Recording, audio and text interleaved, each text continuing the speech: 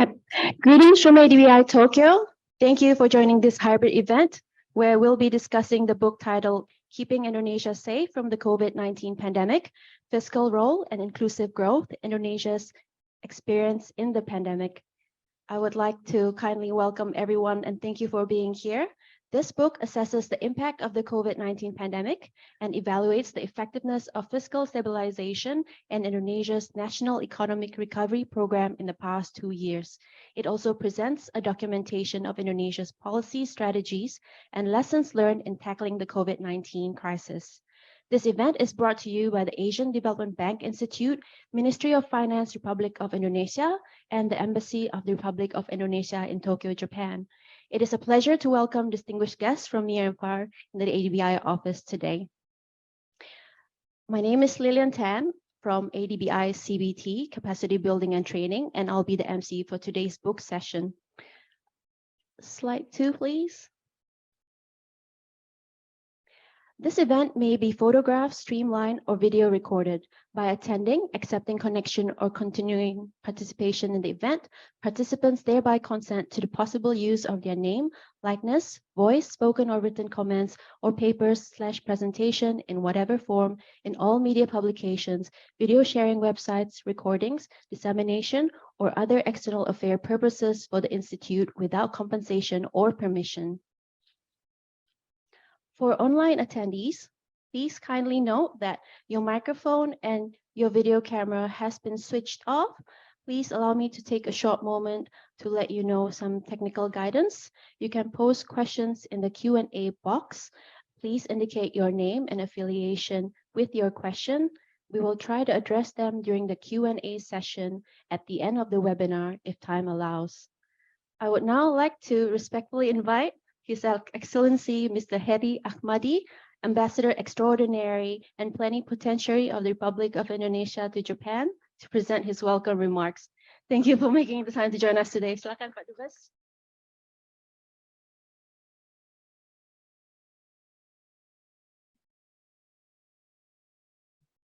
Thank you very much, Bapak Dr. Suahasil Nazara, Indonesian Vice Minister of Finance, since Tetsuo Sonobe Sensei, the Dean of the ADBI Institute, and other colleagues from ADBI Institute, and also friends from the Ministry of Finance, which already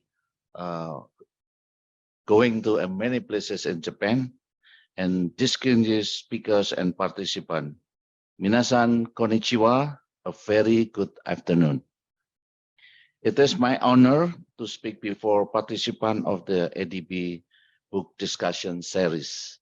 I would like to thank Sonobe Sensei and the ADB Institute colleague for kindly arranging this seminar together with the Ministry of Finance. And I would like to also to congratulate Pak Suahasil and the Indonesian Ministry of Finance team for the launching of this book. I think this is a very important book with title Keeping Indonesia Safe from the COVID-19 Pandemic, which is basically not only keeping Indonesian from the disease, but also from the economic disaster. That's, I think, the balancing between this one is the very important. And then I think we are very fortunate today. We have Dr. Suahasil and other experts who is really the think tanks for this policy in the past 2 or 3 years during the pandemic.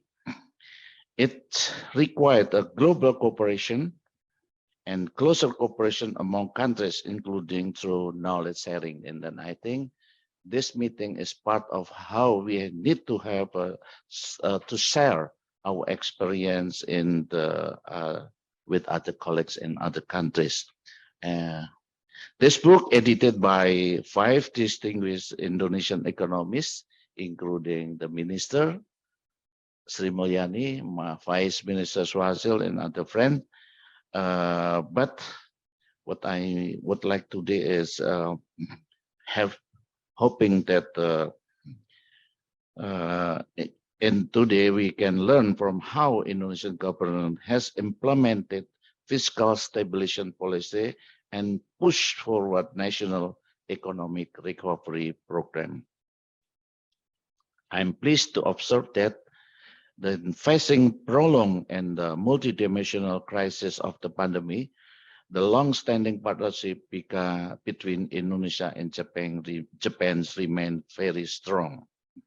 Indonesia values Japan's cooperation in mitigating the pandemic in Indonesia, both that channels through the bilateral cooperation such as the vaccine sharing agreement. We know all that Japan is sending a lot of vaccine to Indonesia, but also multilateral partnership that was channeling through various international organizations.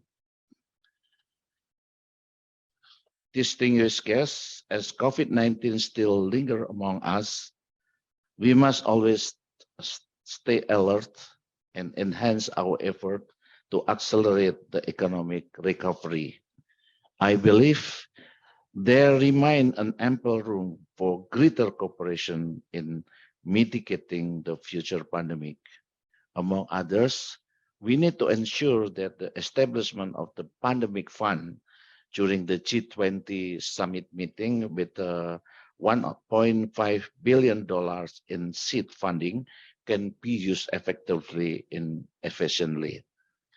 To conclude, I do hope that through our discussion today, we can explore other potential collaboration in the health sectors and other sectors, as not only for the pandemic fund, but during G20, we also already, the G20 country also already established what so-called is just energy transition fund, which is I think also, and also for food security fund in the future. So I think that's what I want to say in this my regard, and I thank you very much for this. Arigato gozaimasu.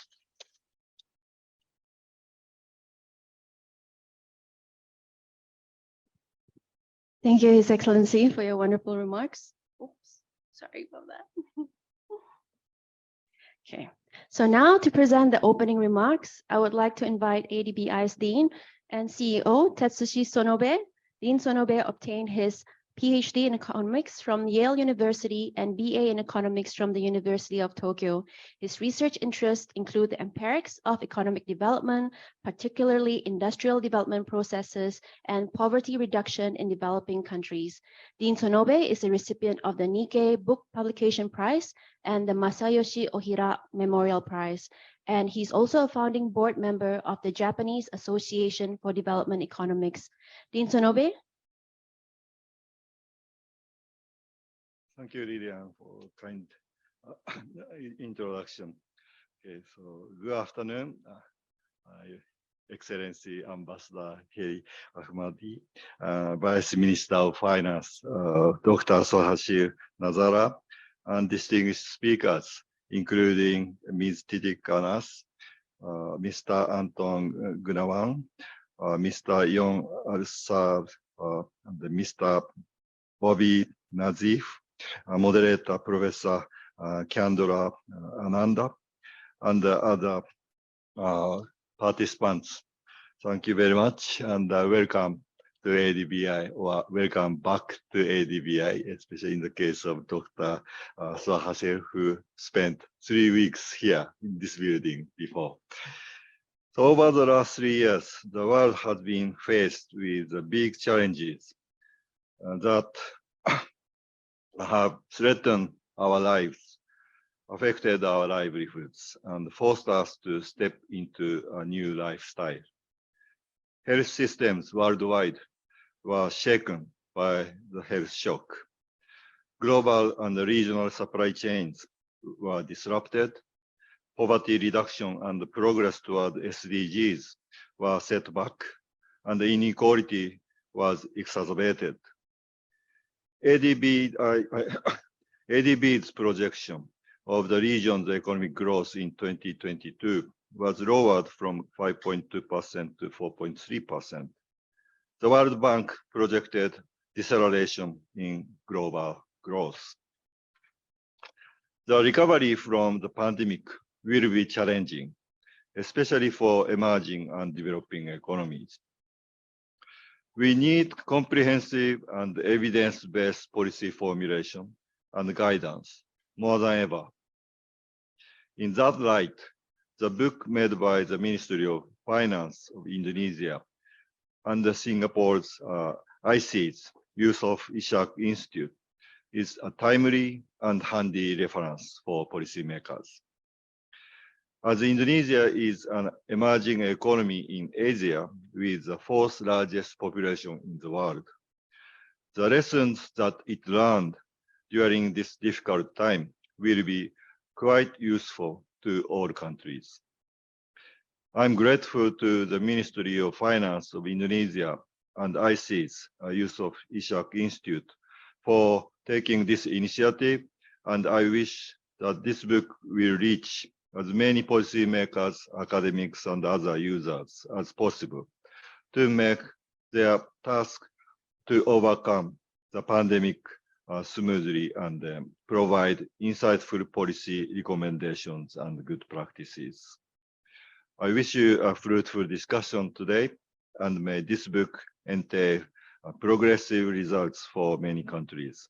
I hope that you will have a memorable time for the rest of your stay in Japan. Thank you very much.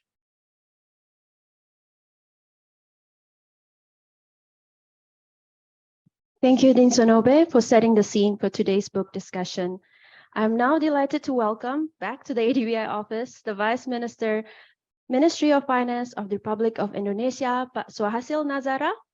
In March 2021, Professor Nazara has been given a mandate by the President to be chair of the National Economic Recovery Task Force, and he is also the Deputy Chairperson of the Job Creation Law Task Force since May 2021. We are very honored to have you here today to present the keynote speech. Terima kasih, Pak Wamen, silakan.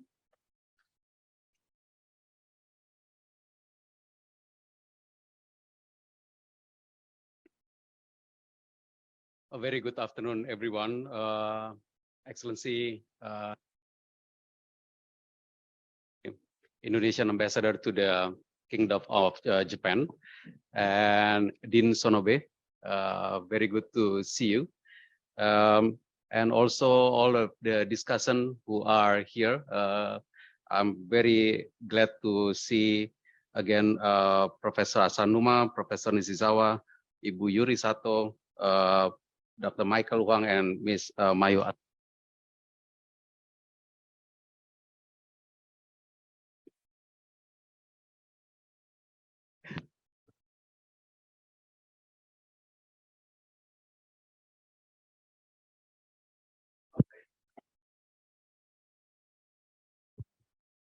think it's on.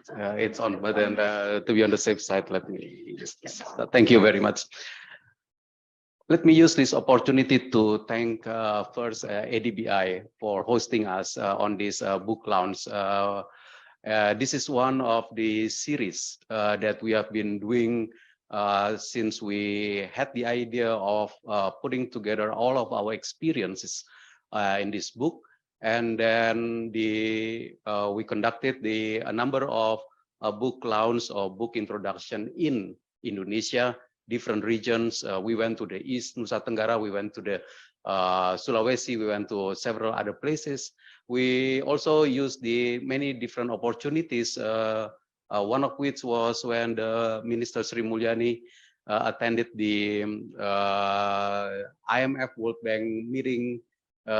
She launched this book in Harvard University, and then also in DC during the IMF World Bank annual meeting last October. What is in this book? Basically, our experience. And we would like to make sure that our experience is not simply just bureaucratic experience. This is more than just a bureaucratic reports. And this is something that we want it to be technical, we want it to be analytical, and we want it to be by the that can be discussed by the academic communities. So that's why we are very eager to show this piece to the academic community. It's just what we have been doing and we've been going through. Pandemic is not easy. Everyone says policy has to be data dependent. Policy has to be data driven. Policy must be research driven. We agree. But March 2020, no data shows us what's going to happen if the world have to be on the social restriction for 2 years. The latest data, 1918, that's a Spanish flu. And we asked a lot of questions there about the relevance of the experience in the 1980s.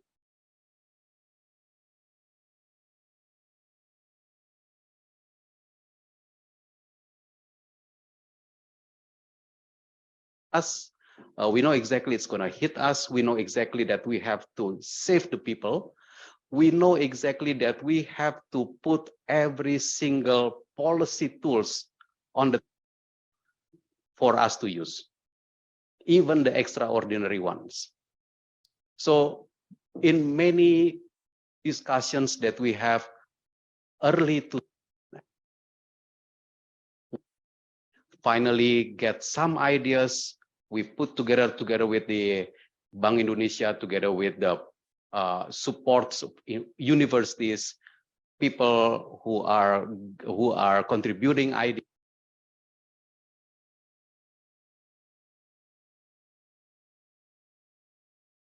2 or 3 years. We did what we did in the last 2 or 3 years. So starting early this year, Minister Sri Mulyani and I, and we talk, we have to record this.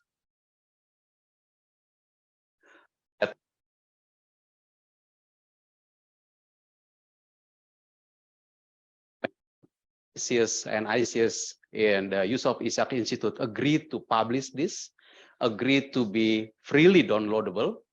But then for those who get the book is also possible.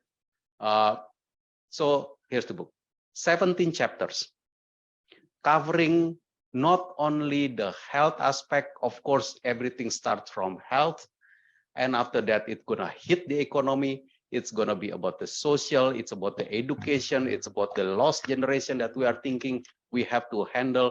It's about the future of the preparedness. It's about the mental health of the people. It's about how family has to fight for the wife.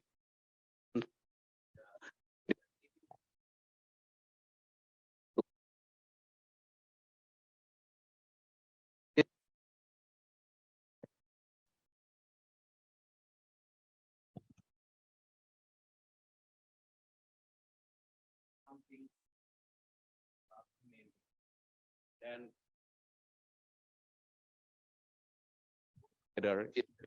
look, who should write this piece? Who should write this piece? So we decided that we will record the idea, we put together the logic, and then we asked that in every single chapter, not only the bureaucrats from the Ministry of Finance. So it's a combined effort. So those, I'm very happy that Pak Anton Gunawan here is one of our academician from Prospera. And then in many different chapters, if you look at the authors, it's a combination. The Ministry of Finance and also others. So we included the colleagues from the Ministry of Education. We included colleagues from Bappenas. We included the colleagues from the University of Indonesia, from SMERU. We included colleagues from many different other institutions. We covered a lot. I think to be fair, a lot of things that we cover in this book actually is a topic of its own rights. So I'm not saying, that is my way of saying that this book is far from complete in recording our experiences. Many more can be done. We know One lesson that we learned from the last 2 years is that whenever the infection is increasing, we know we can reduce it. We know it. We can reduce it. We can reduce the infection if it's going up. But the second lesson that we know is that whenever we see, even when we see that the infection is very low, it doesn't mean the virus is going away. The virus going to be there, going to be still out there, but it's possible that it will push the increase. But we know that we have ideas. Right now we know ideas. Even if we have to do the lockdown, even if we have to do the restriction, even if we have to do all necessary policies, all necessary health and social policies, we know that how to handle the economy. I'm not saying that we will be successful, but we know what we have already done. This is the record, and we are very happy that if you could be part of the discussion, could be part in discussing this. Right now, after this, my colleagues going to present 4 chapters out of the 17. I'm happy to invite you all to make comments on different other chapters and also different other venues. If you would like to outreach and do so, we are very happy to do it together at the Ministry of Finance, or my colleagues will do that. As you can see, my final note, 5 editors of the book are very interesting collection of people. Number 1 is the minister, and this is her ideas. The logic that we have 17 chapters is the ideas of how to handle Indonesia. We don't know these 17 chapters from the beginning. I can tell you, in the beginning we were all in the dark, but then we put everything one by one, and then 2 years after we have ideas. Oh, we can structure it in this way. But Ibu Sri Mulyani Indrawati is the I can say is the conductor of Indonesian policy. And also, of course, the second editor is I'm helping her. The third editor is Ibu Titi Anas, is our special staff to the minister from the University of Pajajaran, and Pak Chandra is our special staff from the University of Brawijaya, and finally Bapak Kiki Feriko is the minister's advisor from the University of Indonesia. Interesting collection, collecting the ideas of the pandemic, but we are very happy that we do this together, and I wish you all fruitful discussion this afternoon. Thank you very much for your kind attention and your time to attend this session. I wish you all good health and good discussion. Thank you very much. Arigatou gozaimasu. Thank you. Thank you very much, Pak Wamen, for the very inspiring and very informative keynote speech. Now, to moderate our book discussion, I would like to invite our moderator, Professor Chandra Fajri Ananda. Professor Chandra is a special advisor to the Minister of Finance of the Republic of Indonesia and Professor Public Finance at the Faculty of Economics and Business, University of Brawijaya. He obtained a doctoral degree from University of Göttingen, Germany. The floor is yours, Pak Chandra, silakan.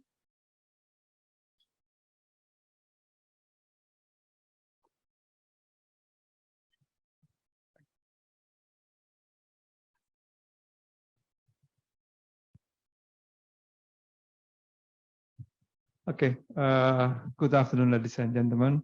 I would like to thank for this opportunity. Now we are coming to our discussion about our books.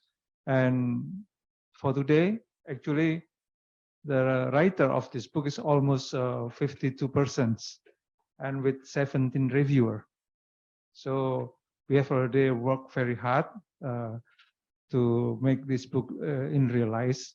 So it's not so easy, but Alhamdulillah, we can complete our job.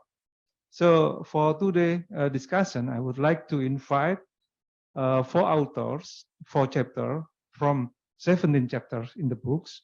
So first is Ibu Titi Anas. So Ibu Titi Anas is special advisor to the Ministry of Finance in the sectoral issues.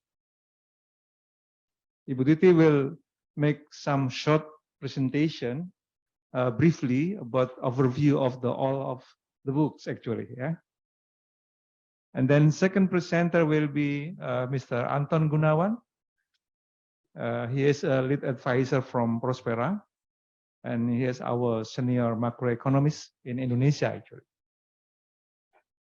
Please, your time, Mas Anton. And the third is Dr. Yon Arsal. This is assistant to the Minister of Finance. He will share us the experience on providing tax incentive and collecting revenue during the pandemic. It's very hard job, so we can learn from our experience.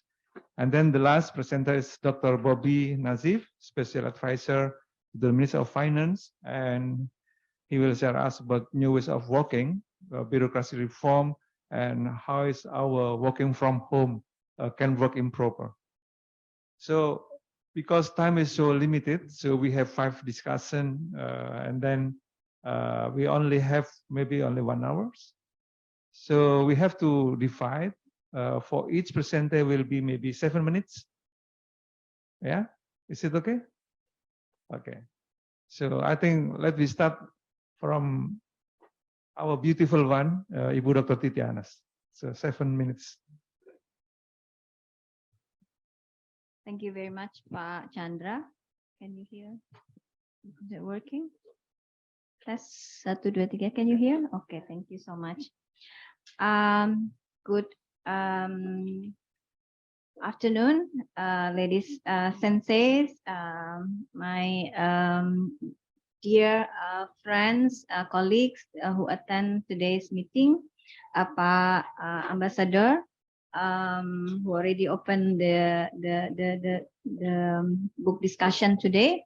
So I would like to briefly touch on the second chapter in our book about how Indonesia protects its people.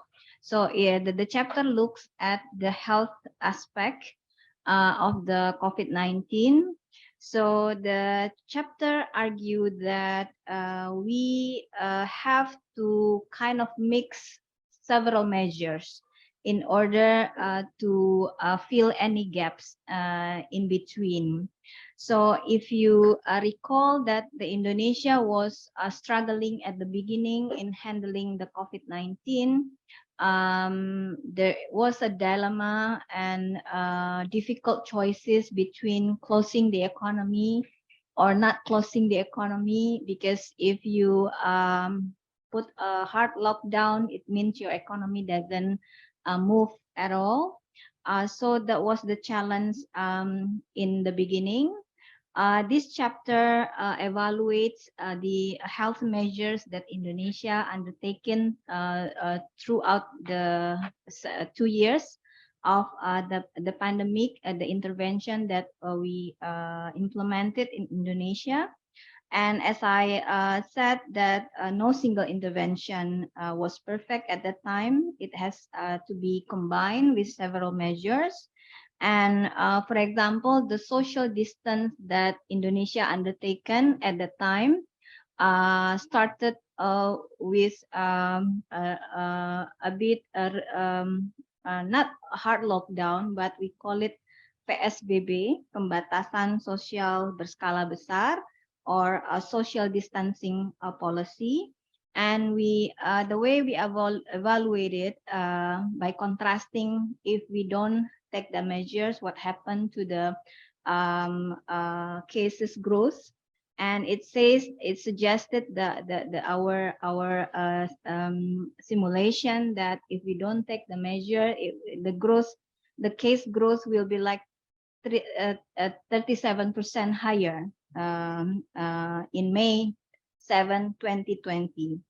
So, but I think it's obvious if we look at now, these days, the effect of the social distancing to physical mobility and the case reduction. But at that time, it was not obvious at all. There was a big dilemma for every country to protect lives, to protect economy. If you don't protect the economy, you're going to also lose life at the end. But some decision was made at the time. For the case of Indonesia, is no different. At the initial period of COVID-19, there was a heated debate whether the government should do lockdown, hard lockdown, restrict mobility, or make it localized because Indonesia is archipelagic countries. And the epicentrum of the COVID-19 was in the big city like Jakarta. So maybe it was the Jakarta or Java Island cases rather than the whole country problem. And the chapter also discussed, apart from the evaluation on how the social distancing affecting the mobility and case growth, the chapter also evaluate the PEN support, because the book is about PEN, the National Economic Recovery Program, which comprise of health and non-health measures. The health measures is basically the budget support for any health measures undertaken to handle COVID-19. In 2020, the government spent like 67 trillion rupiah to ensure that we can protect our people using health measures. In 2021, it increased 4 times. It's almost 200 trillion we spend to support the health system. And for treatment, because no one should pay for the COVID treatment in Indonesia, so the government pay all the expenses, the tracing, the treatment, the incentive for our health workers, and additional allowances for health workers, the hospital readiness, and vaccination. And we spent a lot for vaccination, and we were among the early countries to secure vaccination at the time. And also, of course, because we imported many medicines and medical equipment, the government provided tax incentives to ensure that we get the medicine and medical equipment to support the health sector. The lesson learned from the pandemic was we also wrote in the chapter that limited health facilities, the technology, and the workers, including the testing rate, was a very, very impediment to handle the COVID at that time. So it is very urgent for Indonesia to reform its health sector. And that's unfortunately what is the Minister of Health is doing currently, to reform our health sector so that we are able and capable to handle any pandemic or health crisis in the near future. So I end there, Pak Chandra. Thank you very much. Thank you, Bu Titi. Just 7 minutes, completely correct. Pak Anton, 7 minutes.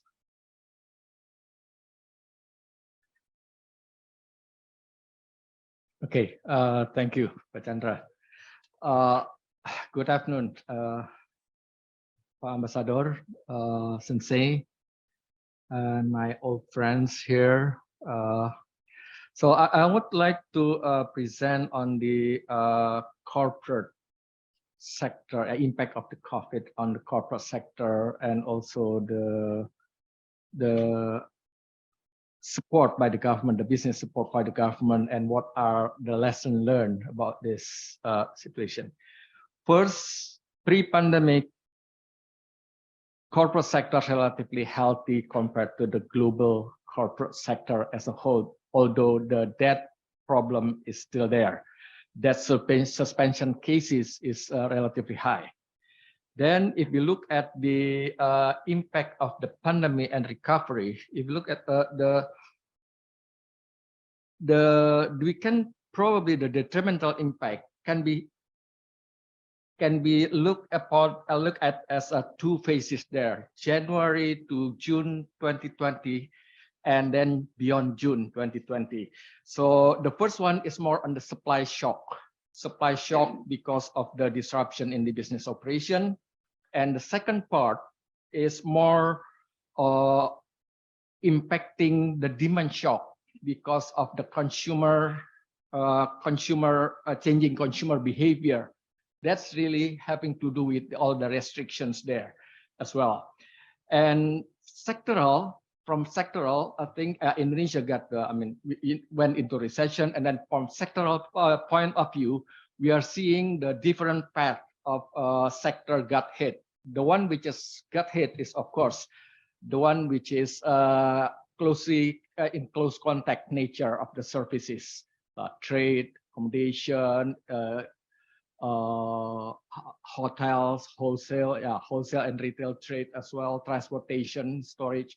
Those are the really hardest part. And then they came back a little bit late, but then hit again in third quarter of 2021 because of the new variant, the Delta variant cases. They went down again. So, but the one which is relatively stable is the agriculture sector. It's still having a positive and stable, and weather is also very nice in Indonesia. And if you look at the manufacturing sector, it went down, but then it recovers a little bit. Construction sector went down, but then still a little bit harder to increase. There's still some problem in the construction sector. And the mining sector and commodity related, including some agriculture, get the benefit of high commodity prices. The mining sector as well, because of the high commodity prices, get the benefit of that so that it can recover. It could recover then. And of course, we know that from the manufacturing industry, if we divide it more deeper, I think the automotive industry recover a little bit faster. I think that's due to some of the support from the government and from some other institutions, like the central bank OJK is relaxing some of the LTV, the down payment thing. Then healthcare, pharmaceutical industry, of course, is growing. Information telecommunication industry, of course, because of the digitalization, because of the restrictions, digitalization is increasing there. So the diverging path to recovery is basically because of the inability of the supply side to catch up rapidly with the demand side. Easier for corporates to slash production than when demand falling, then scaling back up when demand is recovers. So at least 8.2% of all corporates we define here as the medium and large. Not really, I mean, there's a separate chapter talking about the small, the micro and small sector, business sector. But here we're talking about the medium and large. So the large and corporate lost more than 48,000 employees in 2020, or about 5.1% decline in the employment. And if we look further on the debt part, I think debt is one of the key one, which is distinguishing that debt at risk increasing and still relatively high up to now. Okay, so then if we look, then we look at the stress and distress company. Looks like they are requiring more support from the financing side and the restructuring of the debt. The level of debt being restructured is still relatively high, even though it's already coming down. Even though there's some relaxation on the valuation from the bank for the banking sector in valuing the debt level there. I mean the quality of the debt. Government has been supporting businesses. Later on, we will talk with the tax incentive, with the expense reduction, and also corporate financing, including the guarantee for the bank to can be extending some kind of cash flows, the working capital for this travel bank. So now that's all this, and we have been seeing the debt suspension cases is increasing in the court. But if we can solve it outside the court, then it will be easier, I think. That's one of the challenges later on, I think, restructuring outside the. So the conclusion here is the one, corporate have been deeply impacted by pandemic, but not at the same extent for all sectors, as we said before. Vulnerable corporate have been operating with the constant support of external financing to stay afloat. External financing, including some of the owners, including for SOE is capital injection from the government. Expense relief such as wage and pension subsidies help employment, but more importantly, I think for corporate financing, debt restructuring, for example, is important for them. And stimulating consumption is more effective to jumpstart the economic recovery instead of investment, supporting investment, because they are still lagging in terms of demand. So future intervention basically just coordination, the KSSK, the FSA, the Financial Service Stability Committee is also trying to gather together, making the policy to tackle long-term binding constraint to reduce the hysteresis or the scarring effect of this corporate, because that's important for the productivity and for the growth further. So, and the government also have to be prudent as well. I stop here. Sorry, it's a little bit up. It's okay, Pak. Thank you. I know it's rather difficult actually to compromise everything, but thank you, Pak Anton. And the third presenter will be Pak Yon Rizal. Thank you, Prof. Chandra. So, His Excellency, senseis, my colleague from NTA and the Japan Foundation, Mr. Yurisato. So, I and my team wrote the chapter 7 about the tax policy during the pandemic. So, I guess this is also the related topics with all the chapter that has been written, 17 among the other 17.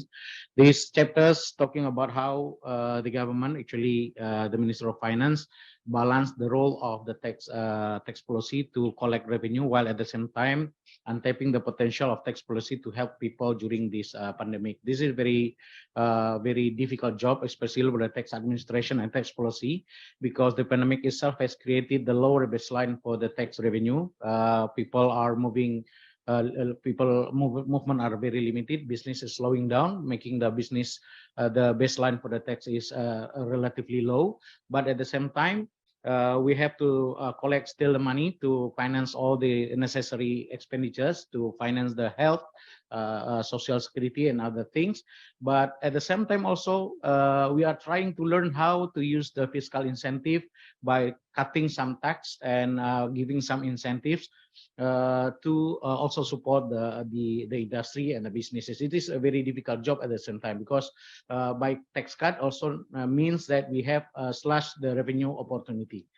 So in designing this kind of policy, we try to deal with the three T's of the stimulus fiscal, during how to create the policy to deal with the stimulus during the crisis. The first three is quite timely. We try to make it not delay or require. So it means we should come on the market in the appropriate time. The second one, it should be targeted. We give the incentive for the one who really need it the most. And the temporary, the incentive should not be very long. It should be temporary, because you know that we also have the very limited fiscal availability, so sometimes fiscal space. So we have to be very careful in designing this kind of tax incentive.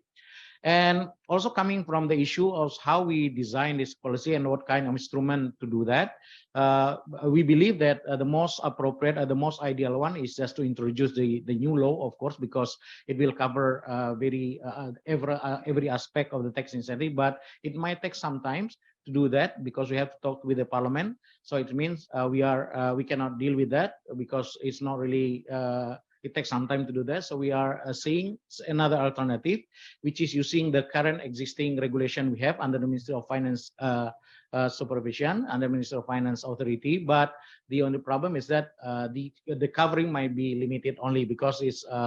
But at the same time, also we are while introducing the Ministry of Finance regulation at the beginning of the process, at the end we are trying to also parallelly doing with some law changes at the time. So during this pandemic, actually we are introducing the permanent and also the temporary incentive. The permanent, actually, what we are doing, what we have been doing for many years, what we call the tax expenditures. That in our report, actually, this contribute to almost 1.6% of GDP per year. It included also kind of the tax holiday, tax allowance, something like that, the super reduction and VAT exemption, for example. But we also, during the pandemic, we introduced what we call the temporary support.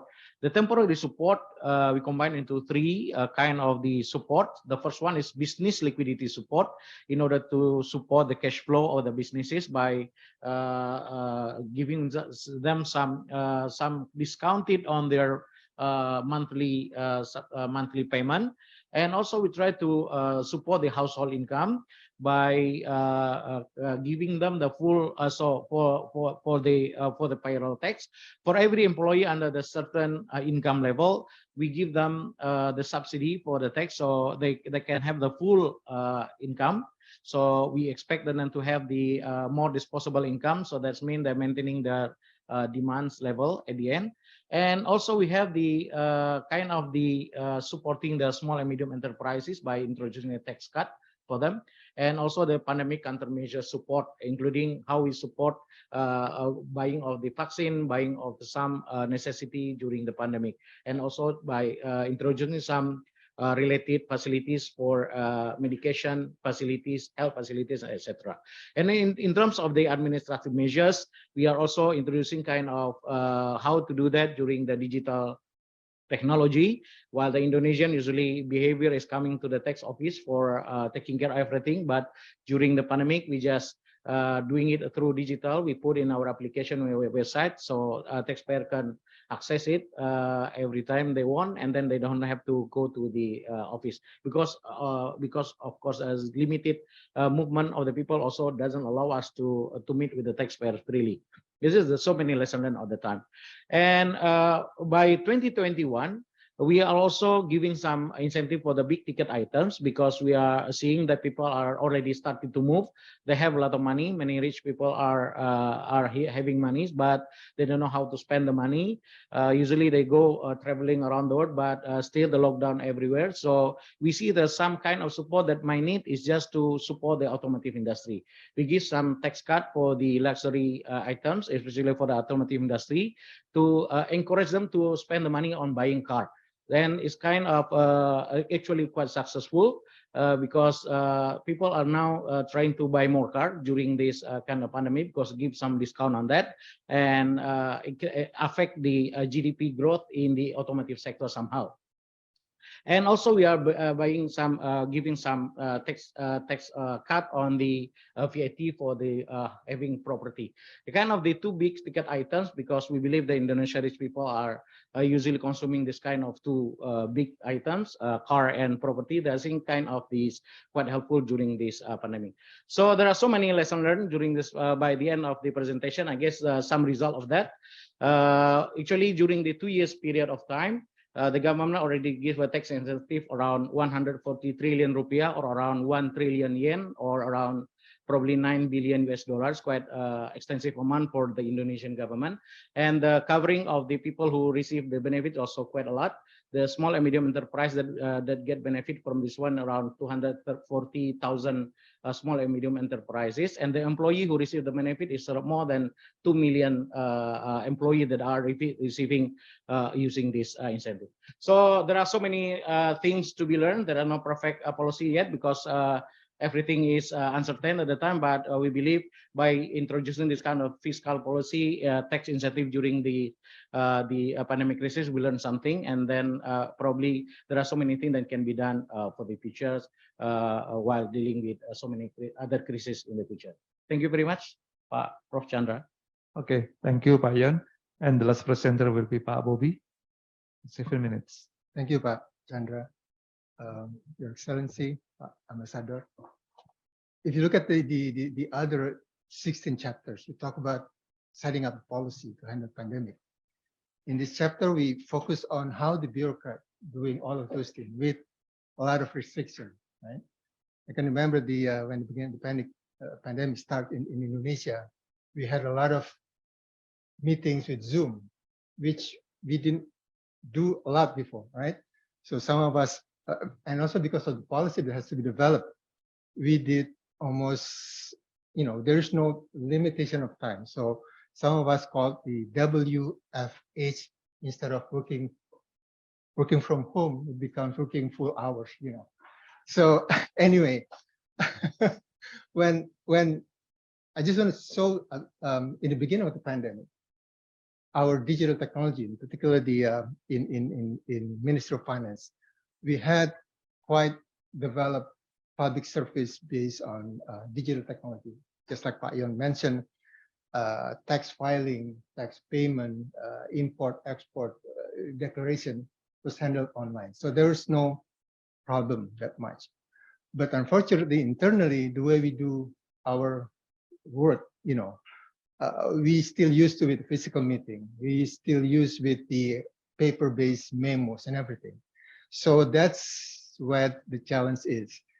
But I remember at the time that the minister, as early as April 2020, I quote here, she said, "We need to take up the momentum and learn from the current COVID-19 pandemic experience to push a radical change within our organization, reducing the number of meeting rooms and the use of technology like we do when implementing work from home, thinking about the required number of staff, types of job skills needed to run the ministry, build the infrastructure that support the new culture of MOF."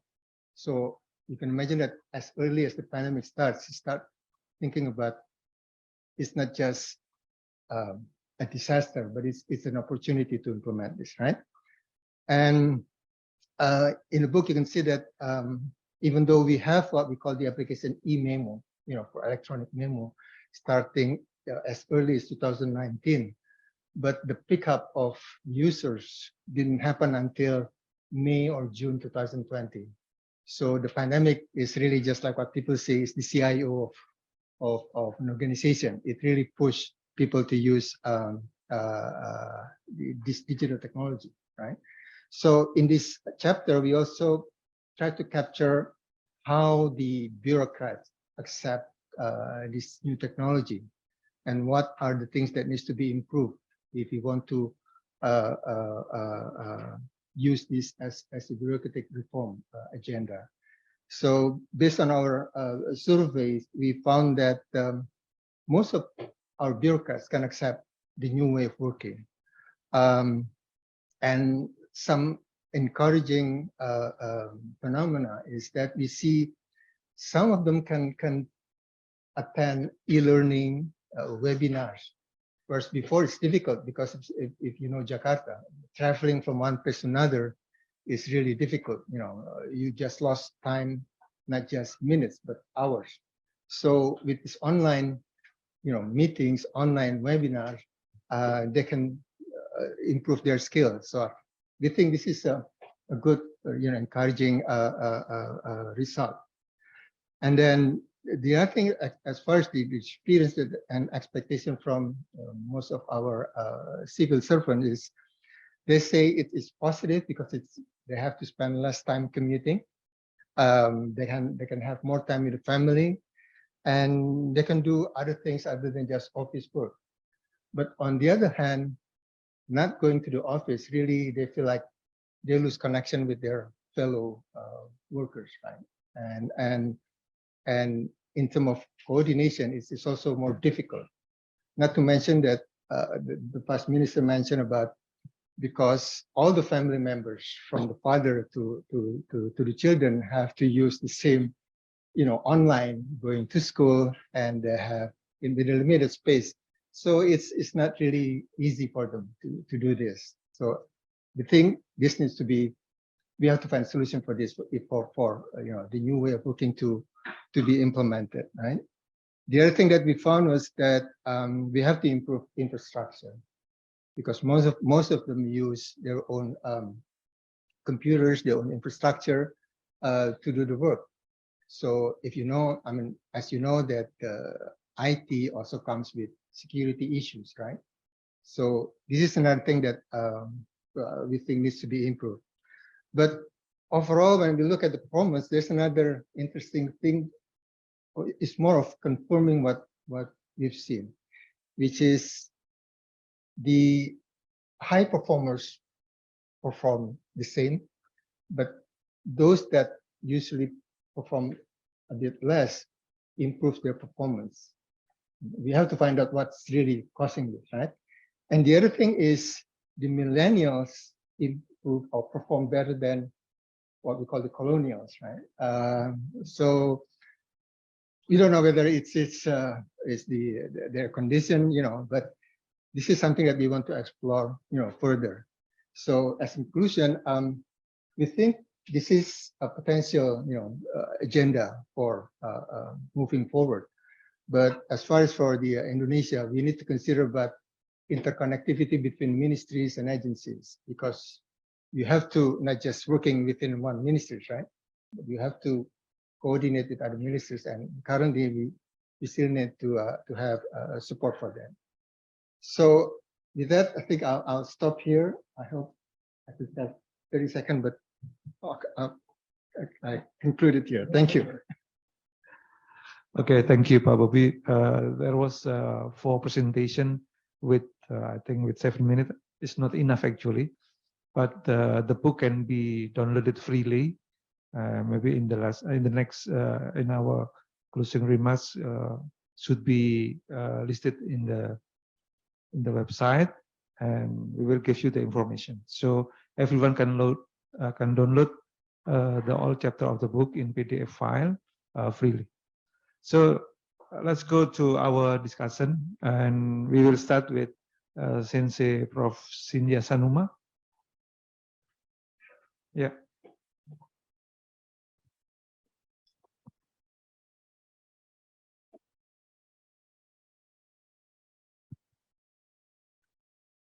Thank you very much. I think firstly, I'd like to say this. I have seen this book, 600 pages, so I couldn't complete reading it, but at least I was able to go through this. And then I thought that this, you know, I really would like to congratulate Team Indonesia on this almost beautiful, beautifully calibrated and effectively executed sort of strategy and a program for combating COVID-19. This is really fantastic. Indonesia, of course, has been known for the technocrats managing the economy and the development. But once again, I think the technocrats have shown their mettle. On top of that, technocrats I observe have grown in breadth and depth quite a bit, and that's the result of this. Result of this strategy and the program. And secondly, I also would like to congratulate Team Indonesia on writing this book. This is really fantastic, I think.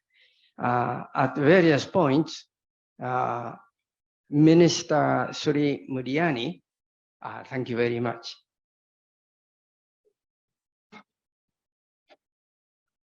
talked about the need for some sort of playbook which you can have at hand in formulating the strategy and policies.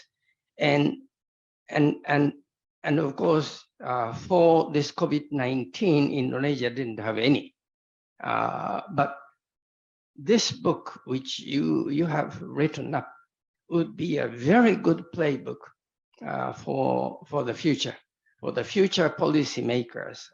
This would be fantastic, I think. If I were still teaching public policy, I would use this as the textbook and say, okay, now this is the way to formulate a strategy and policy. And of course, there must have been many sort of, goings back and forth in the course of this policy formulation, but still, this is really fantastic. Now, looking at this sort of substance of the strategy and the policy, the point I take very strongly is that all these sort of effective policies which were carried out couldn't have been carried out so effectively without the past sort of foundation.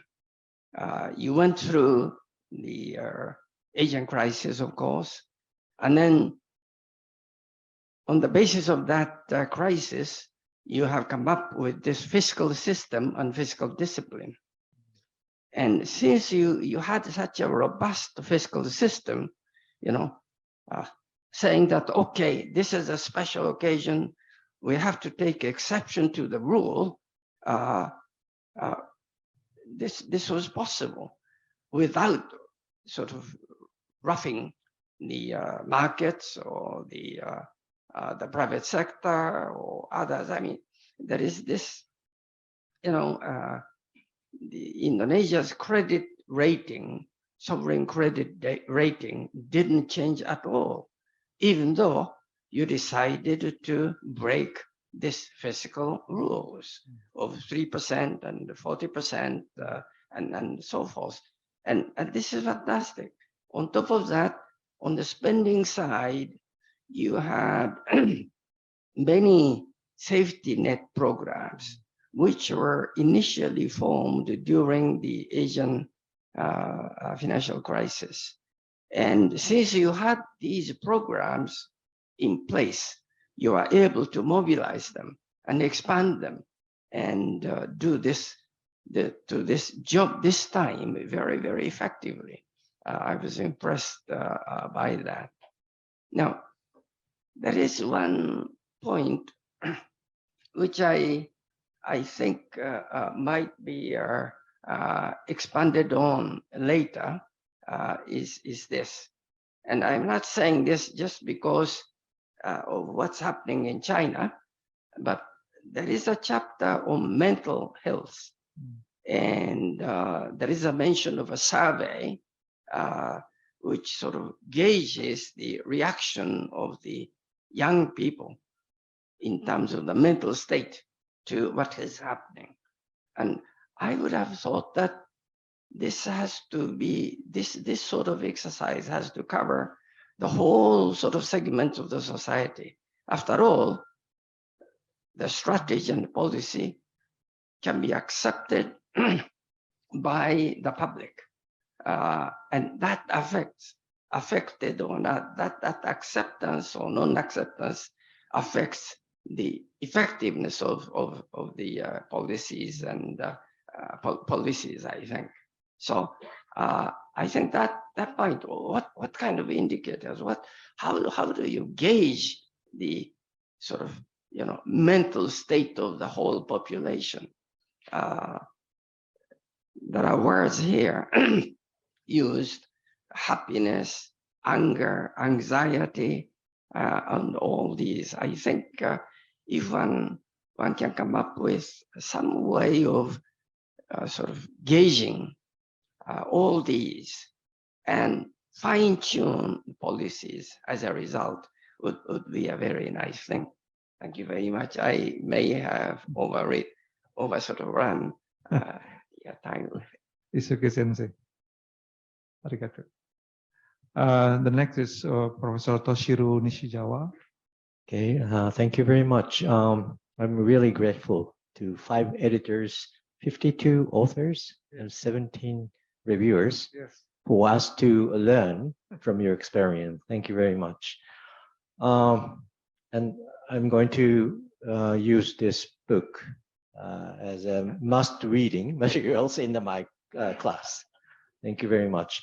When I teach public policy, I tell my students all the time, policy making and implementation in your world is somewhat like driving toward a goal in foggy weather, only guided by a rear view mirror. So as Ibu Titianas mentioned, and also Vice Minister mentioned, no data, only information 100 years back. But policymakers have to make a decision, implement policies.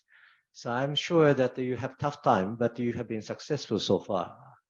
And a few specific points, and another issue I want to raise is the following.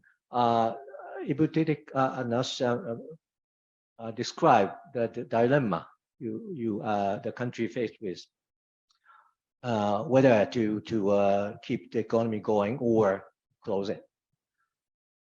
And you mentioned simulation based on social distancing and the core case reduction. I think that this is one of the approach a policymaker can use when no data, very unclear future uncertainties. This is one point. Another one is I'm impressed by Anton's description about what you did, corporate sector performance analysis by sector. And I feel very interesting that even in difficult times, some sectors did not suffer that much, or rather gain, but some sectors suffered a lot. So this is also a very interesting and useful findings. And another point raised by Anton, heightened debt levels. And there's a need for some financial support, maybe guarantee. And also there's a restructuring needs. I think this is something still the government is facing from now on. And Pa Yon Arsal mentioned the tax incentive were supposed to be temporary. So how to make the policies back to normal is the challenge you are faced with. That is my understanding. In that context, I didn't know this burden sharing scheme. I read this book and then know that you introduced this burden sharing scheme. So Bank Indonesia Finance the ballooning fiscal deficits by purchasing government bonds in the primary market. Or Bank of Japan is doing something similar, but not from the private market because of there's a legal constraint. So this is the issue I'm most interested in because it might have some implication for Japan. How you can manage this, the combination of policy, counter-cyclical fiscal policy, and very accommodative monetary policy. This combination is what you introduced during the difficult times. But how to get this policy mix back to the normal, and with while avoiding of the wasteful spending. The wasteful spending. I know that the government try not to spend money for wasteful projects or needs. So I think this is. I'm very much interested in how Indonesian government will deal with this issue. And the last point is I'm so impressed by Mr. Srimulyani's statement quoted by Bobby that it is somewhat in line with Chapter 6 title, turning bottlenecks to the breakthroughs. So this is very important. I'm encouraged to hear this statement. And And in that context, I think this is also written somewhere that I think it is very important to have a full engagement with stakeholders by having communication transparent and based on facts.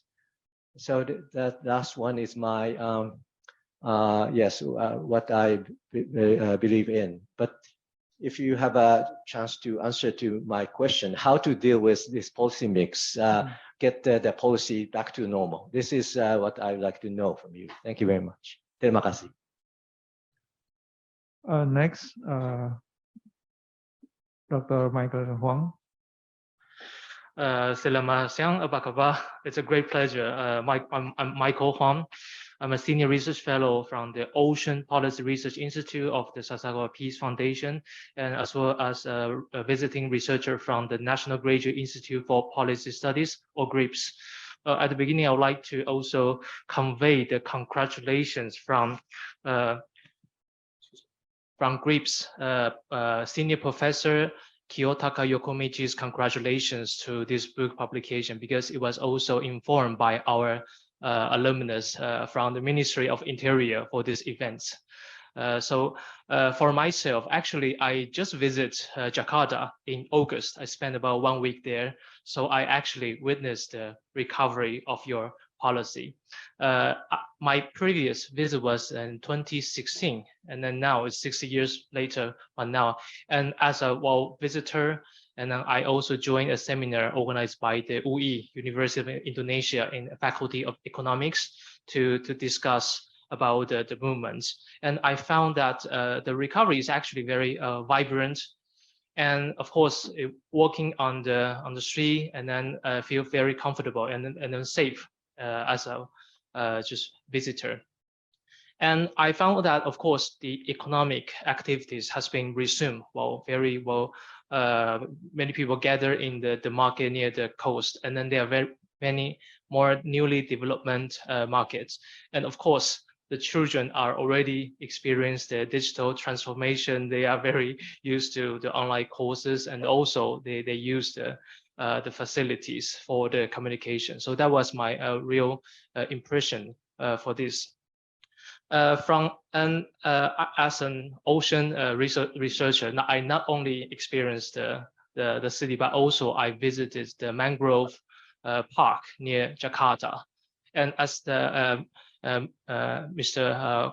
Gunawan mentioned, that the weather was quite nice during the past years. So I actually wonder whether the smog haze has been kind of a impact in the past 2 years, because the factory also will take a rest for a while. So maybe actually people say that the environment will also get some time for resume or kind of a release from the economic activities. So this is why I think that not economically, but also environmentally. My question and then the suggestion are as follows. First of all, you mentioned about the sector, like the automobile sector has been improved and even bring some percentage of economic growth. However, if only the automobile like we used to have with the fossil fuel, that will be a kind of negative impact for the carbon emissions. So will you also take this opportunity to develop from the experience of recovery for industrial policy for innovative measures, for example, to develop more kind of a hybrid engine or even the new energy source such as hydrogen? Because Indonesia is also a maritime country with a lot of maritime resource from the ocean. Another point is about like I visit the mangrove forest. So that's about the blue carbon for the capture of the CO2 emission. And also as a maritime, so there will be a lot of potential for seaweeds to capture the CO2. And then Indonesia holistically can improve its tourism resource and as well as the awareness for ocean as well. And also as a as an policy and then the recovery, the observation is very important. So I also like to express my impression on this. I printed it all, and it's downloadable each page. So I already listed on my teaching text that for my students that this will be a very important reference. And of course, it's downloadable and then very compact.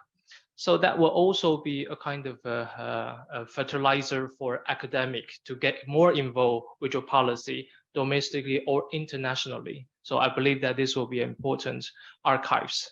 So all in all, that I hope that this important accumulation for the experience and can not only help Indonesia or the world to build back better, but also build forward better with the new capacity accumulated to build forward.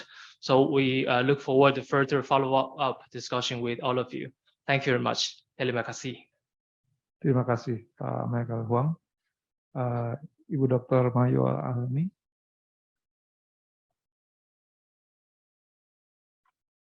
Thank you for this opportunity for me. I'm Mayo Asami. Sorry, my position is not now in the National Tax Agency. It's my previous position.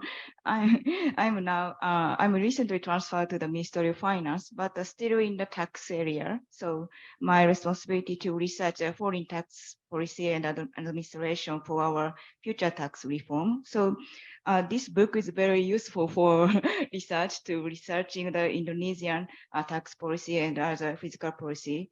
And so it's very comprehensive and valuable. So I'd like to talk about this book to my colleagues. So one of them is specialized in the Asian tax policy. So thank you for this. Thank you for publishing this book and congratulations.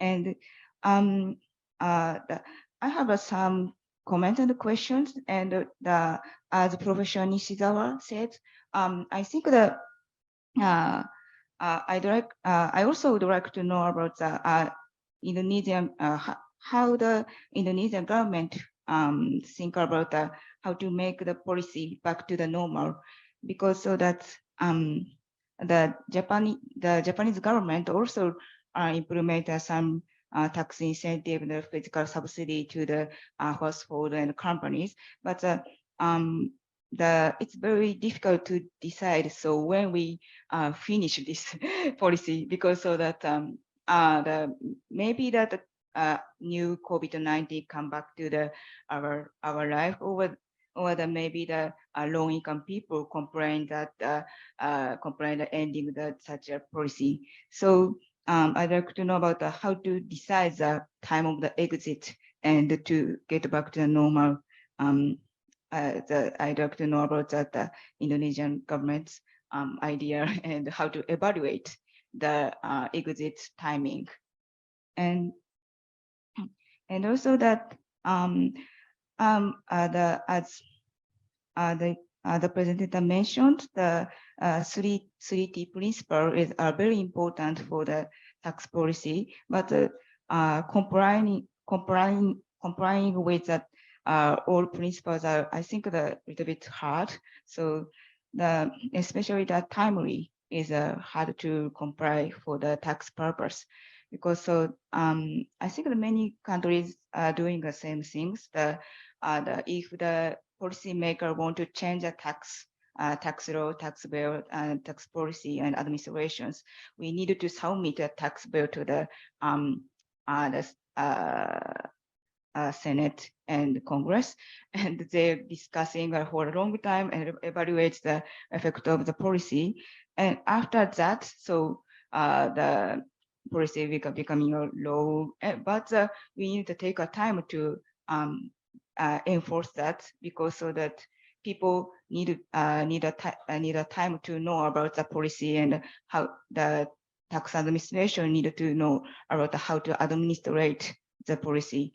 So the timely is very important, but but it's a bit difficult to comply with that. So especially I'm a little bit surprised about that VAT policy. So during the COVID-19, so you said, as you said, you provide some tax cut on the VAT on the rental property, right? Rental property. So the VAT is I think one of the main discussion point in Japan currently.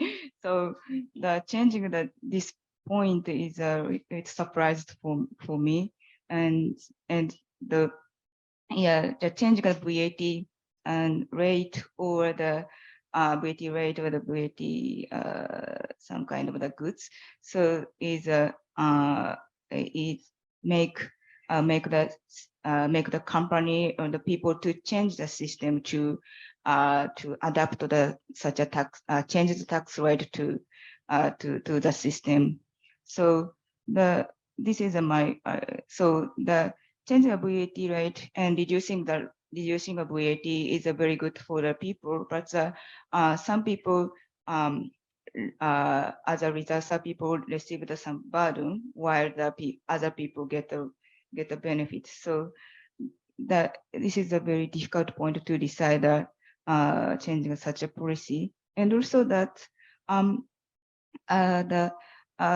question one of my question is that during the pandemic, so how to support a small and medium company, because in terms of small and medium companies, they are usually have a deficit. So if the government provide a tax incentive, tax credit, so you can get a tax credit or deduction, but I have a deficit, so it's not useful. So it's usually it happens. So I'm wondering how the Indonesian government to provide support to the small and medium company in terms of a tax. And so this book is a very comprehensive, so I have a lot of comments and questions. So I cannot finish my all comments, but I need to finish. So thank you for this opportunity. Okay, thank you. And the last, Ibu Yuri Sato. Thank you, Pak Chandra, and thank you very much to having me today. And I'm very happy to see old friends of mine today again beyond the pandemic. And firstly, I would like to highly appreciate your hard work of all editors and writers and reviewers to publish this very analytical book and very comprehensive and wide scope, organizing over as many as 50 writers and almost 20 reviewers. It is very amazing, very big project. And then especially I was very impressed that the coverage, wide coverage of issues, maybe which reflects the inclusive nature of Indonesian policymaking that includes such topic as mental health and impacts on women and disabled people. That is very important, I think. And also it makes sense considering that it is generally said that this pandemic crisis hurt especially socioeconomically weak people compared to the previous global financial crisis in 2008, mainly hit the higher socioeconomic group. Yeah, so that makes sense. And I would like to make 2 points mainly in this occasion opportunity. The first one is the role or position of central bank. This book pointed out that the fiscal and monetary collaboration between the Ministry of Finance and Bank Indonesia or the banking sector was a key to success and also very effectively operated. I quite agree with that point. But this time, after maybe 5 or 6 decades, Bank Indonesia Central Bank and the government agreed to share the deficit burden, right? To finance. So Bank Indonesia joined the finance the fiscal deficit. Yeah. Is it the temporary? I thought the first time that is a temporary 1 year or at maximum 3 years, but seemingly still continuing. So do you regard this burden sharing between the government and central bank is one of the tools to promote development after the pandemic period, or the very temporary 2 or 3 period is extraordinary tool? Yeah, that is my question. And also regarding Bank Indonesia, now the Indonesian watchers and some researchers are wondering or worrying about the trend of weakening the legacy of the reformasi period, that is weakening institutionally such institutions such as Corruption Eradication Committee, starting of that, and then a constitutional court and independence of central bank. Right now, the draft law on financial sector as omnibus law contains a room of political intervention or the participation of politicians in the top management of central bank, as far as I understand. So some is worrying about the independence of central bank. So what do you think about that? And the second point is about the inflation.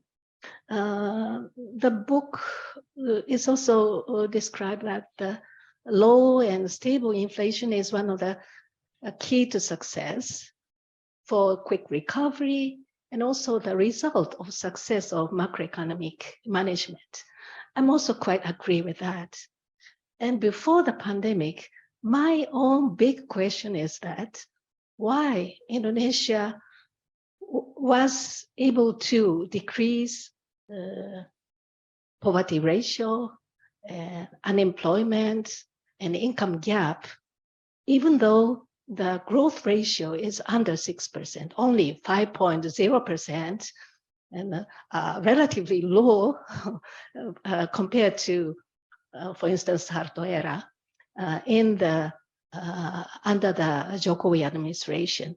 Because before that, economists and researchers believe that 6% growth is minimum requirement to absorb new entrant workforce, to decrease unemployment and poverty ratio.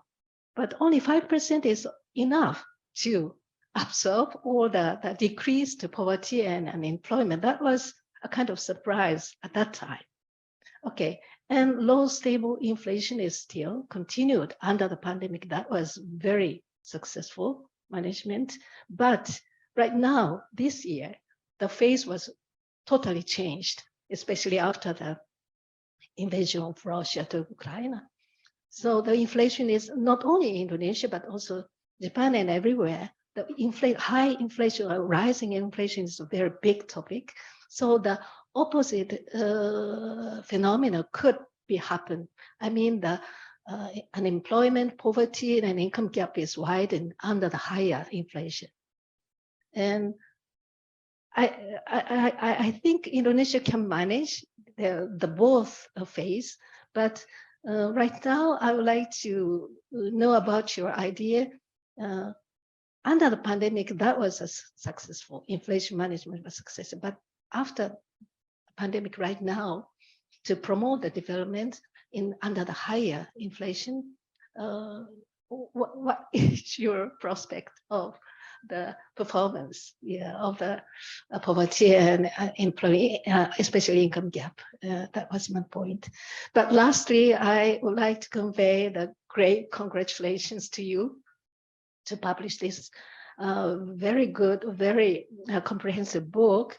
This would be the asset or historical, very valuable historical record of the pandemic experience of Indonesia, and also the very good textbook for all Indonesian as well as Japanese. Thank you very much. Terima kasih. Terima kasih. I think we have already heard the discussion issues and maybe comments. And I think I would like to invite Bu Titi first, because Bu Titi should accompany Pak Suahasil, our Vice Minister, in another meeting. So Bu Titi, please your time. Thank you, Pak Chandra. Thank you very much, Asanuma Sensei, Nidisawa Sensei, Mr. Huang, Asami San, and Ibu Yuri Sato for the all beautiful comments about our book, and some also constructive evaluation of the book. So maybe I would like to address, thank you so much Pak Dubes for the time, Pak. Terima kasih, Pak. First, I would like to give a brief comments on what you already said. One, on the legal constraint. Indonesia also faced the legal constraint. But right at the beginning, our minister kind of map out what are the constraints. One of the constraints is the law, the budget law. The budget law said that we cannot pass the 3% cap of our budget deficit, but we have to pass that 3% budget deficit. And also the central bank law said that the central bank has to be independent. And we have the possibility of Bank Central to buy the government bonds. So those two taboos need to be elevated, right? So right at the beginning, the Minister of Finance together with the Financial Sector Stability Committee, the KSSK, established what do they have to do? Yeah, one is to bypass the budget law. Second, to have the central bank buy the bonds. So that require some kind of emergency law. So that's the first thing that the president has to do to make the avenue for any reform or any measures to be implemented to handle the pandemic and its consequences. So it's not that we don't have the legal constraint, we do. And it is very serious legal constraint, but we have to move out the constraint. So what we did at the beginning.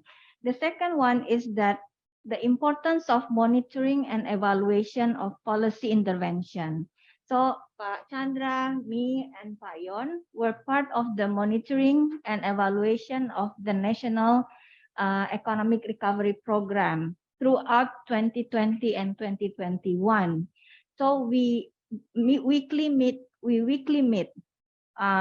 this monitoring unit and engage with the research institute outside the Ministry of Finance, who run their own evaluation. But then we ask them, you provide us whatever your result, and we will use your result in evaluating our policy. So that kind of engagement right at the beginning of the pandemic, we did.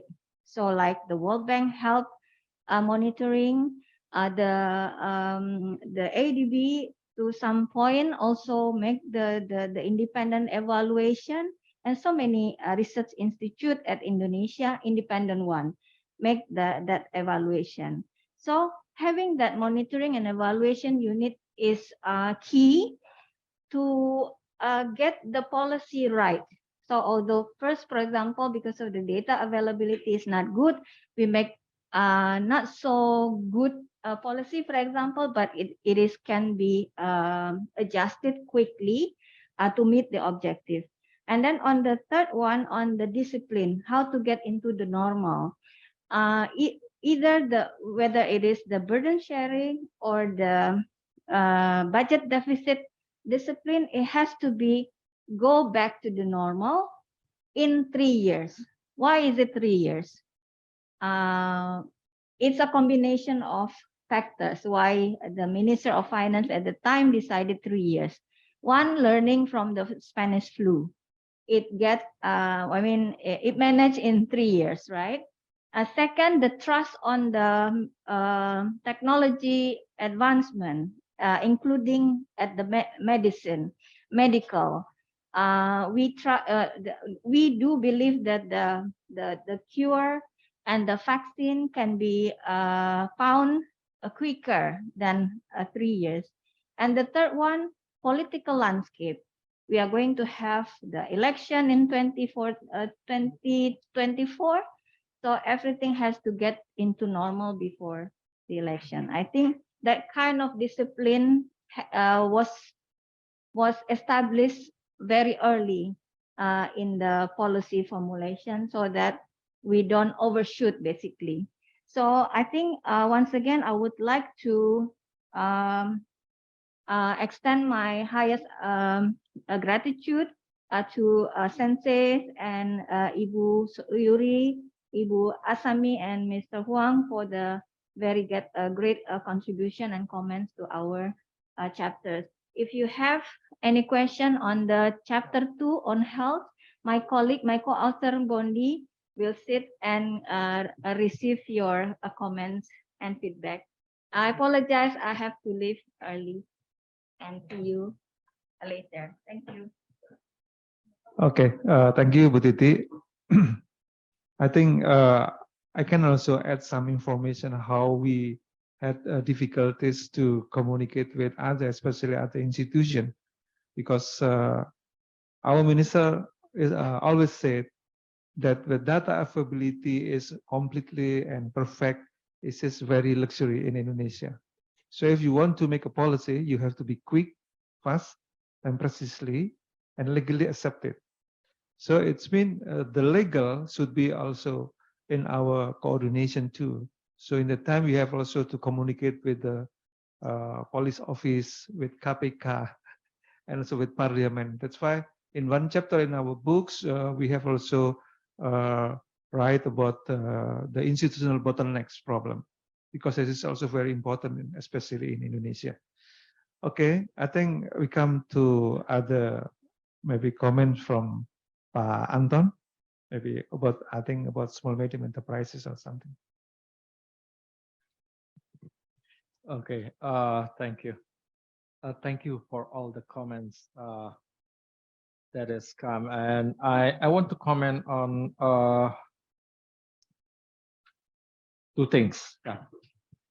One, on getting back to normal. I think that's what if we look at the, sorry, let me start with the Professor Asanuma comment about that is one situation where there's no change in the credit rating despite all the burden in the corporate sector and also in the government side, which is amazing. I think that's one thing which is that the rating agency probably look about the prudency, institutional setting within the very short time, is being set up. I think one of the chapter there. That is one other important thing that's in a little bit advanced. I think earlier, even before the emergency law on fiscal expansion is being developed, it's being issued, is the OJK relaxation to protect, relaxation on the loan quality valuation to protect the financial stability, because we we see that the possibility of increasing debt related to the banking sector. That's important. But one important thing accompanied the relaxation is they must be going into restructuring. Not just relaxation, but also some restructuring has to be done. So some restructuring, the provisioning, and so on. So that's along with that, I think is a little bit helping the financial sector so that it didn't really blow up. Unlike in 1998, for example, then that's one other thing. And even until now, I think the loan at risk is still relatively high. Loan at risk is the current, but restructured loans plus the special mention loan plus the NPL is still on the 15% level. During the height of the crisis is about 26%. So it's already declining because of the restructuring and also because of the some for the smaller is also being kind of the written off and some, so that the restructuring of credit level is still is declining, but still relatively high. Before or pre-pandemic, the loan at risk is somewhere around 8%. So there's somewhere to go still. That's why the restructuring is one of the key component for the future there. And the OJK just few days ago, I think, extending the relaxation policy, but with specific sector. So it's mapping the sector, and then which one is the one which is still needing some kind of relaxation in order to preserve the stability, the financial stability. That one. And the other thing is on the inflation. This is the optimality of policy, I think. To some degree, yes, it is true that when the financing of the central bank can also generate some pressure on inflation, and the government need to prepare for something, make a fiscal more prudent by releasing some of this subsidy on the fuel. So that's why inflation is increasing.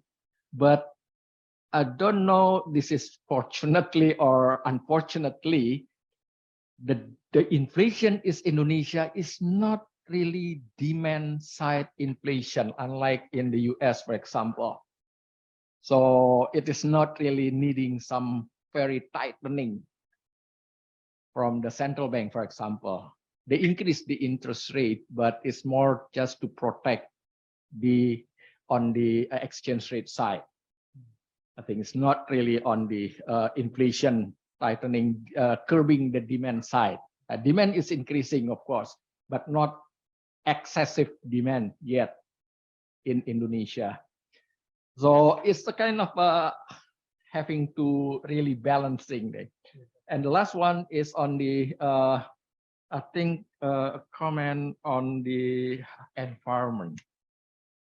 Environment by Dr. Michael Huang. Yeah, I think yes, of course, automotive sector, pollution, and so on. Okay, during pandemic, of course, the environment looks cleaner, greener, but likely it has something to do with the economic, the business process as well, with the activity.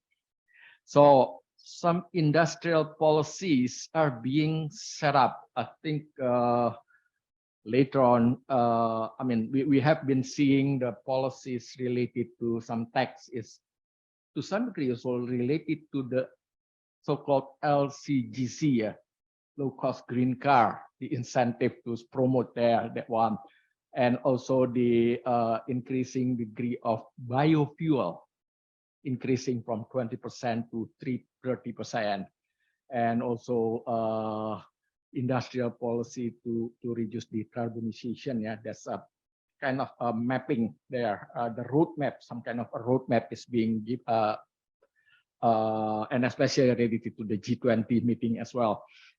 And we are seeing the piloting of energy transition mechanism, because the source is one of the source of the pollution in Indonesia is more on the coal-based power plant.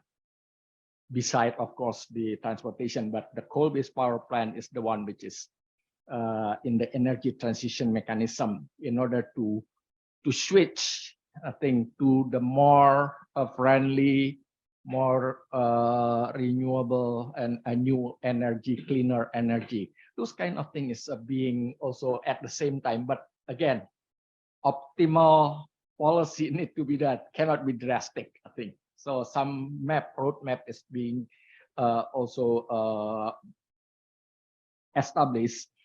And one other thing is also OJK is already also released the green protocol, which is the basis for later on or more greener. So on that's related more or less on the environment thing. I should stop here. Thank you, Okay. Pak Chandra. Thank you, Pak Anton. Now is Pak Yon Arsal. Thank you very much for the question of senseis and Wasami. So of course, the first from Nishizawa Sensei about the how to bring back the policy to normal. I guess from the tax policy perspective, what we are doing is just there are two ways that we can do. The first thing is that we put it on a temporary from the beginning. Usually we put on the regulation that the due date probably only 6 months to 9 months. So never more than 1 year. So it means allowing us to do some evaluation before we continue or extended the period of that one. So it will be easily for us. For example, in 2020, usually we just put the regulation until at the end of the 2020. But since 2021, usually we put the policy only lasted until June 2021, for example. And by the April and May, usually we conducted some evaluation. If we look at, for example, usually, Sensei, it is related to mostly on the area of how many sectors we covered in the incentive. For example, in the beginning of 2020, once the pandemic hits, at the time the problem is usually hit by filled by the industrial sectors rather than other sectors, because at the time the problem is the China lockdown. And then our industry cannot get the quite good resource, intermediate input from the China. So they have to suffer from sometimes. And then we believe that at the time, the industry might suffer a lot. So we just give the incentive only to industrial sectors, to 440 sectors, for example. But only 1 month after that, since the pandemic hits, and then every sector suffer, except for several sectors. And then we extend the sectors into 1,062 sectors. And by 2020, some sectors already recovered, even though it's not really back to the pre-pandemic level, such as the health and pharmaceutical sectors. It seems to be the winning sectors during the pandemic, and the telecommunication sectors at the time. So by 2021, we try to relax and to reduce some sectors that are eligible to get the benefit. And by 2022 this year is we still give some benefit, but only to very limited sectors, especially in the tourism sectors. Bali is hit very a lot on that, and tourism and related sector, especially transportation. So we just, by doing this kind of very limited time, and we are allowing us to do some evaluation, and it is also quite successful, because like mentioned before, we are having a kind of lack of data in doing kind of the exercise. That what we need is just to talk with our stakeholders. So the association, we always in evaluation process, we also always invite the related ministry and related association, industrial association, and taxpayers, academics, and universities. And then in that opportunity, we say that probably next month we are going to cut this kind of the incentive. What do you think, for example? And then usually we have a kind of the hot debates, and then finally we can come to the kind of the conclusion or agreement to some other kind of sector should be treated, give us still continues to give some incentive, and the other should be not eligible anymore. So kind of this thing, trial and error, more communication with the stakeholders, I guess is quite good strategy in giving incentive to bring back the normal one. And At the same time, like Asami-san mentioned before, that the selection of the instrument is also important. So we try to avoid something that should change the tax law or tax bill, because it might need 6 months to 1 year to proceed to parliament, something like that. So we just map our possibility of the tax under the Ministry of Finance regulation that we can change maximum 1 month period of time. So we map all the possibility under this Ministry of Finance authority, and at least under the government regulation, or which means we don't have to go to the parliament, that we can solve at least 1 month or 2 months period. Of course, again, the cons is that we have very selected choices, but still we do it rather than just waiting for the tax bill to pass. But at the same time, Sensei, we also conducted kind of the tax reform itself. So by the end of 2021, we introduced our new tax law, tax harmonization law, kind of the omnibus law itself. And at the time, we tried to reform parallelly many things. On the area of direct tax, we introduced more tax for the wealthy taxpayers. Usually the individual tax, the highest tax rate for the individual is only was 30%, but we introduced at the time 35% rate, while at the same time giving the tax cut for the SME, and at the same time also we give some room for the corporate to breathe, which is reducing the tax rate for the corporation from 25 to 22% to make it more comparable to our neighboring countries, or average tax rate in South Asian countries. So this Asian countries tax rate. And at the same time, we also giving some increase in the VAT rate. This is also very interesting and quite controversial. We increased the VAT rate from 10% to 12%, but staging. By 2022, we introduced 1% increase. So now we are moving from 10 to 11%. While maintaining, of course, at the time, the discussion, the hot debate, why by increasing this one, you will increase the price of the basic necessity and education and health, for example. But we try to maintain increasing the VAT rate, but maintaining the same treatment for basic necessity and especially in the food and education. So basic staple food and education still giving the status quo. So by doing that one, and also based on our understanding on our characteristic of the inflation, 45% of the basket of the goods that are calculated the inflation. Usually in Indonesian case is not really subject to VAT. So based on that understanding, we believe that by introducing more VAT rate, it will not affect inflation very much, and it is at least follow our conclusion. Then the impact for the VAT increase, we estimate only 0.4% rate. So I think we still continue on that one. At the same time, because still some part of the population will get hit from the inflation because of the VAT rate, we provide more the benefit for the society through the expenditure, social safety net, and something like that. And like Huang Sensei also mentioned, in our tax law, we also introduced the carbon tax, still on the process, like Pak Anton mentioned before, still in the process. We have to create the roadmap for that, but we already giving some more incentive on that. For the electronic vehicle, we don't put any luxury tax anymore, so 0% on that. But now we are moving more and more on that area by introducing the carbon tax, but we still have to create it's not really for the tax purpose actually, but we mostly based on this policy, we also have to combine with the carbon trading, carbon pricing, and also energy transition mechanism. So we are now in the process of making the roadmap. The roadmap should go through under the parliament supervision, and then after that we can introduce our carbon tax in our tax regime.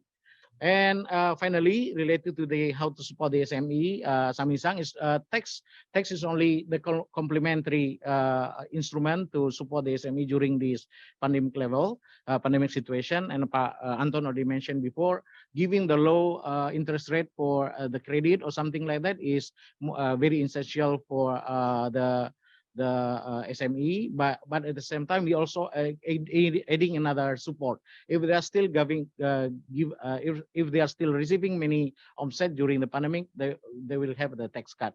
Of course, now it creating also the problem for us. Before the pandemic level, around 2.5 million taxpayers paying the tax under the SME regime, but during the pandemic it's reduced to 1.3 million taxpayers still paying that kind of the tax. But now our challenging is how to bring back the taxpayer to pay the tax, because like Nishizawa Sensei and other Sensei mentioned, it's not really easy for us to bring back the people that are usually getting the tax cut. Now they have to pay back tax. That's really really important job, but still a long way to go to do that. I think we still have some times to design more policy to bring them back to the system. So I think I stop here, Pak Chandra. Thank you very much. Maybe Pak Bobby is not okay. Okay, Pak Bondi, just small word from mental health. Okay, thank you. I will try to. Yeah, thank you. I will try to address brief about how about the next step in the normal period for the health sectors. From the COVID-19, we have a great lessons from that we have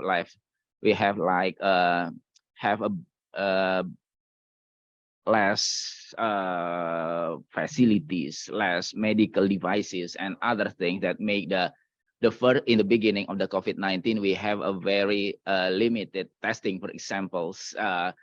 Then we also have a very hard time for the health workers. At that time, they have to work with 200 people in a day related to COVID-19. So in the next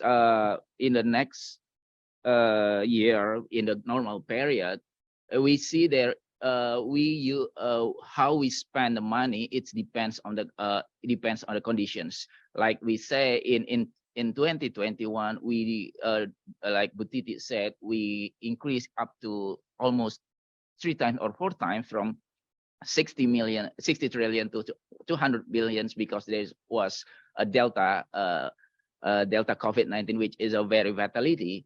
And today we have like a relatively flat. So we have cut some the COVID-19 disbursements. For example, treatment was very expensive.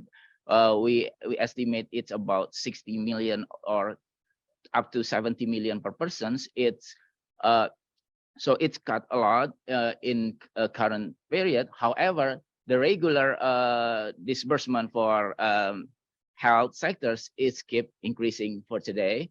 So it keep increasing without the COVID-19. So we separate between the disbursement for the COVID-19 and the normal period. And we also support, the government also support about the Minister of Health transformation, 6 transformation pillars, how to increase the medical devices, how to increase the equity of the doctors and medical workers around in Indonesia. And the last one is how to improve the technology, because we learned a lot.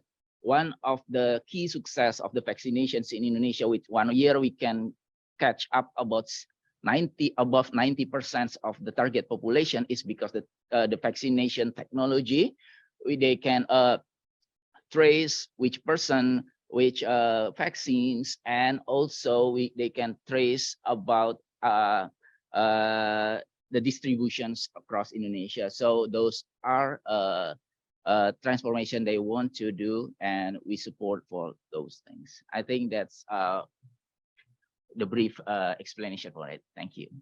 Thank you, Pak Bondi. Maybe the last comment for additional for central bank independence. Yeah, 1 minute only. Yeah. Yeah. Okay. Try to be brief, because I'm involved working together with the BKF, yeah, the Fiscal Policy Agency, in developing this from the beginning. The omnibus law from the beginning is from the government side. We define it. No such thing on the role, I mean, including the politician to can become central bank governor, for example. So there's nothing there. But in the process, the law is, it is more on a political agenda to make it easier. The proposal is given to the parliament, and the parliament who are the proposing law, then it's inserted there.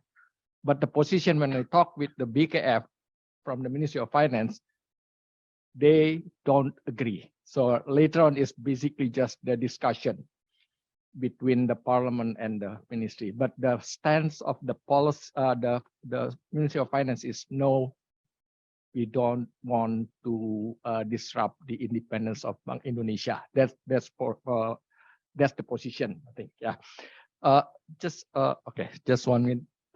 On the data, I think data is important. On corporate sector, the data is available. Listed company data is relatively good from the capital market. SME data is not really, but can be gathered from several sources. That was being done, including the one in the Treasury, DG Treasury on Korea, and also on OJK. Then also the innovation in the data. I think for the decision for the mobility restrictions also included some kind of a new innovative data using the satellite data from NASA, which is easily downloaded, not easily, but it's big one. Looking at the light intensity, you can really look at the movement, the mobility, so that it included in the decision making how to decide on not just alone, but with several other indicators. You can decide how to really restricting which area especially. So innovative data, the big data analytics is also, and including the one from Peduli Lindungi, the apps. You can also look at who are going to the mall to eat, to have dinner there or lunch, so that you can analyze the dynamics of the sales or of the restaurant, for example. So those kind of things are really trigger the innovative ideas to use data. Thank you. Okay, thank you, Pak Anton. So we have actually participant online. Maybe from online participant has also one question, and also offline. Please share. Sorry, it's a great opportunity with so many officials from Ministry of Finance in one room. So I couldn't hesitate to ask one question to you. I'm a big admirer of Indonesia, and first of all, congratulations on such a book, which, this being an historic event, I think this book will remain in history for several years for people to refer to and use to understand. As Vice Minister said, in the absence of data, you have to make policy. And as Professor Nishizawa said, this will be very useful, not only for policymakers, but also for students. My question is about the good conditions that actually helped us overcome the situation in the pandemic, which is what we are using right now, internet technology. This was not pre-planned. It was a blessing in disguise compared to what it was 100 years ago. When the pandemic hit, we couldn't even know what would happen to the neighbor because there was no technology, but we had the technology. So we could do virtual business, work from home, and virtual government as well, right? Because that was more important for you to operate. Now, some countries had advanced in internet technology using digital payments and so on before the pandemic well enough, so the effect was not so bad. But some others were coping or just surviving or rescued because the internet technology was so well advanced that the government just used it, not that they proactively planned it. So I want to know from your observation, as Dr. Bobby also mentioned, the government also reformed, taking advantage of it to become more digitized.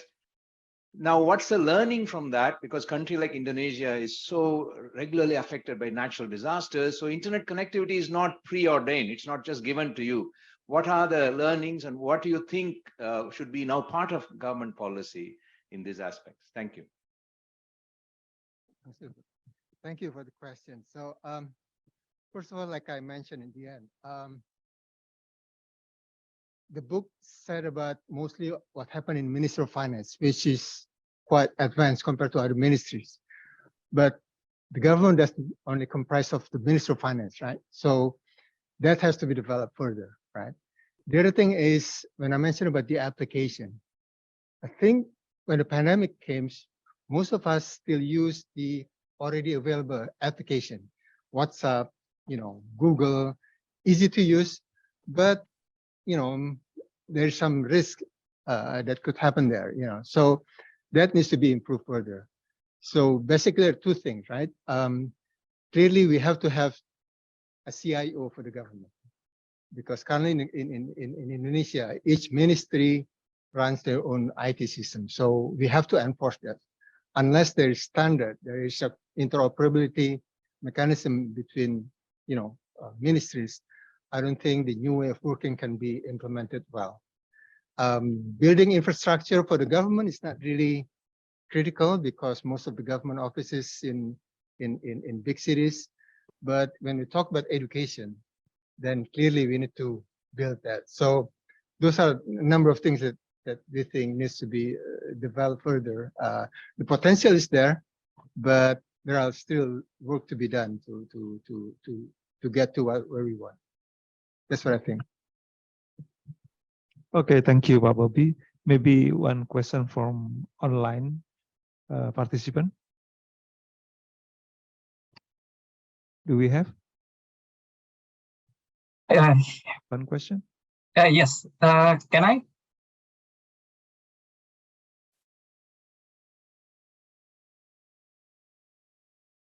Hello. Okay. Ada. Okay. Please, you can read the question. Hello.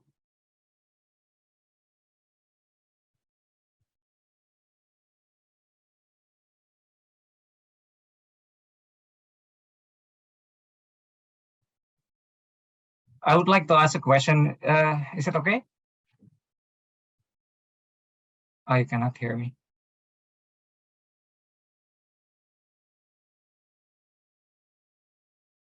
Hello? Eric, could you ask your question? Yes, Unmute yes. yourself and. All right, all right. It's just a quick comment on the. I'm sorry, we can't the, hear you. All right. All right. Okay. On the law related to the discretionary. So I will just read Eric's question. We have a question from Eric Sugandi, who works at ADBI. He asks that related to the legal basis for BI and the government to take extraordinary measures, the Indonesian constitution allows the government to issue a legal product called Perpu, the government regulation in lieu of law. The government issued Perpu number 1/2020 as a legal basis for taking discretionary policies in a time of emergency. The Perpu, however, needs to be approved by the parliament later. Perpu number 1/2020 became a law, UU number 2/2020 later. I don't know whether Japan has similar kind of mechanism on issuing such kind of legal product. Next, about the timeline of the discretionary policy.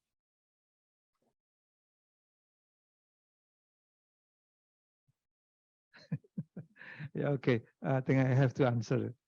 So at the beginning, actually, as we said before, that we are not ready. We have no reference. And we have also no lesson from other countries that we have facing this pandemic. And then in that time, according to the law, we may deficit in our national budget is only 3%. And we have to add because we need some financing for it. And it's mean we have to change our law. And then we made what we call Perpu number 1, 2020.